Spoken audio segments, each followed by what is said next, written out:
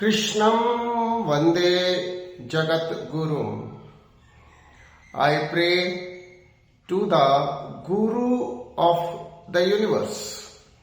कृष्णम academy की ओर से Gita study की सीरीज में आज छठे अध्याय से श्लोक नंबर 37 है। श्लोक है अर्जुन उवाच अयति श्रद्धया उपेत योगात चलित मानस अप्राप्य योग संसिधिम काम गतिम कृष्ण गच्छति. Arjun said, O Lord Krishna, what is fate of the unsuccessful yogi who begins this path with faith but insufficiently endeavor due to unsteady mind and is unable to reach the goal of yoga in this life. Arjun उवाच हे कृष्ण, उस असफल योगी का क्या होता है जो योग मार्ग पर श्रद्धा के साथ चलना प्रारंभ तो करता है, परंतु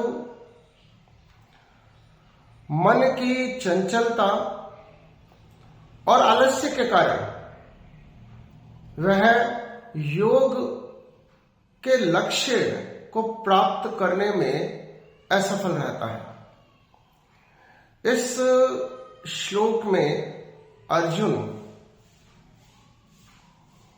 भगवान से पूछ रहे हैं कि हे परमात्मा, हे मेरे कृष्ण,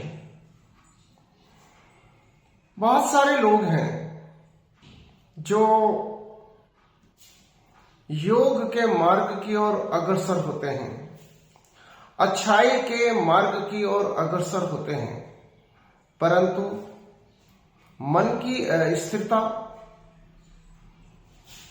और अपने आलस्य के कारण वे मार्ग से भटक जाते हैं या उस मार्ग के द्वारा अपने लक्ष्य तक नहीं पहुंच पाते हैं और गिव अप कर देते हैं. ऐसे बीच में ही गिव अप करने वाले लोगों का वास्तव में होता क्या है?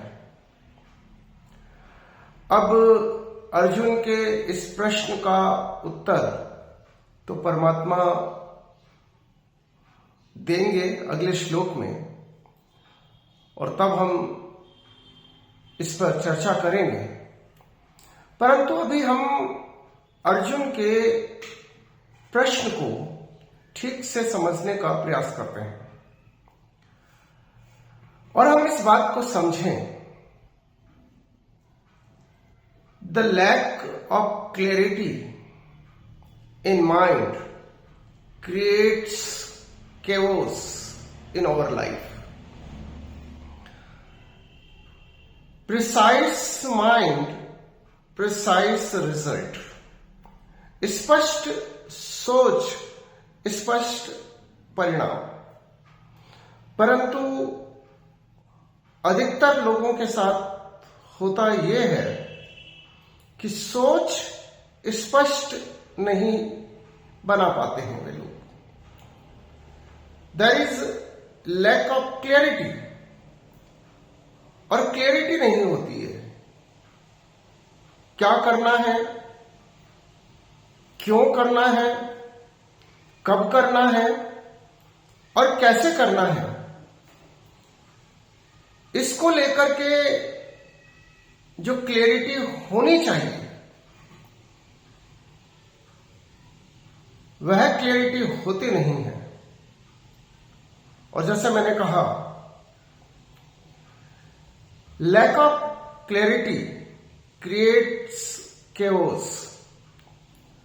और जब स्पष्टता नहीं होती है तो अराजकता आती है। हम अस्त व्यस्त हो जाते हैं और अस्त व्यस्त रहकर ही हम पूरा जीवन बिता देते हैं। इसलिए अर्जुन के इस प्रश्न को हमें ठीक से समझना है। अर्जुन का ये प्रश्न हम सबका प्रश्न है। हम में से अधिकतर लोगों की समस्या है कि हम किसी भी कार्य को उमंग, उत्साह के साथ प्रारंभ तो कर देते हैं, परंतु पूर्ण नहीं कर पाते हैं, बीच में ही अधूरा छोड़ देते हैं। और जैसा कि इस प्रश्न में अर्जुन कह रहे हैं, ऐसा हमारे अनस्टेडी माइंड की वजह से होता है। हमारे माइंड में चीजों को लेकर के क्लैरिटी नहीं होती है। इस बात को लेकर के क्लैरिटी नहीं होती है कि क्या करना है, क्यों करना है, कब करना है और कैसे करना है। इसलिए हमारे जीवन का लक्ष्य सुनिश्चित होना चाहिए कि हमें जीवन में करना क्या है, हमें कौन से मार्ग पर चलना है। और आप किसी भी मार्ग पर चलिए, मार्ग की कठिनाइयां तो रहेगी और साथ में हमारा अस्थिर मन है, हमारा आलस्य, प्रमाद भी हमारा सबसे बड़ा शत्रु है। क्योंकि जब तक क्लैरिटी ऑफ माइंड नहीं होती है, जब तक सोच स्पष्ट नहीं होती है, तो हम आलसी बन जाते हैं और हम मार्ग से भटक जाते हैं। अर्जुन के इस प्रश्न को हमें ठीक से समझना चाहिए और हमें इस बात को स्वीकार करना चाहिए कि जब तक हमारे जीवन में स्पष्टता नहीं होगी, स्पष्टता क्या करना है, लक्ष्य की स्पष्टता नहीं होगी, लक्ष्य को प्राप्त करने के साधनों की स्पष्टता नहीं होगी, तब तक हम अपने जीवन उद्देश्य को, अपने जीवन लक्ष्य को प्राप्त नहीं कर पाएंगे और हमारा जीवन अराजकता का शिकार हो जाएगा। इस एनार्की से बचने के लिए हमें क्लियरिटी ऑफ माइंड को लाना होगा, हमें स्पष्ट सोच बनानी होगी, हमें जीवन में अपने लक्ष्य को सुनिश्चित करना होगा, स्पष्ट करना होगा और उस लक्ष्य को प्राप्त करने के साधनों को भी स्पष्ट करना होगा और साथ ही आलस्य से, प्रमाद से बचना होगा। गिव अप नहीं करना है, नेवर गिव अप। हमें कभी हिम्मत नहीं हारनी है। वास्तव में हारता वही है जो हिम्मत हार जाता है।